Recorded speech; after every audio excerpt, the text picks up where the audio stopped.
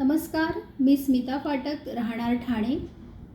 ज्येष्ठ कवी आणि प्राध्यापक श्री अशोक बागवे सर यांचा एक कविता संग्रह आहे आलम, आणि त्यातीलच एक कविता आज मी तुमच्या समोर सादर करणार आहे.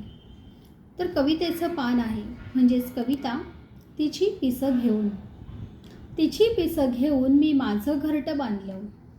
तिची पिसं घेऊन मी माझं घरटं बांधलं आणि निवांत पहुडलो चाहुलहीन एकांतात.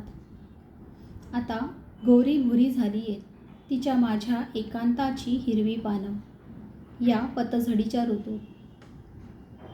हे हिवाळी दिवस आहे तिच्या माझ्यात पसरलेले. हे हिवाळी दिवस आहेत तिच्या माझ्यात पसरलेले. मला ओळखायला हवाय निवांततेचा नाद ऋतू पालटण्याआधीचा. मला ओळखायला हवाय निवांततेचा नाद ऋतू पालटण्याआधीचा. आणि शोधायला हवाय किनारा एका उबदार पंखाचा. आणि शोधायला हवाय किनारा एका उबदार पंखाचा. घरटं जाळून येता उन्हाळा मला साजरा करायचा आहे. घरटं जाळून येता उन्हाळा मला साजरा करायचा आहे.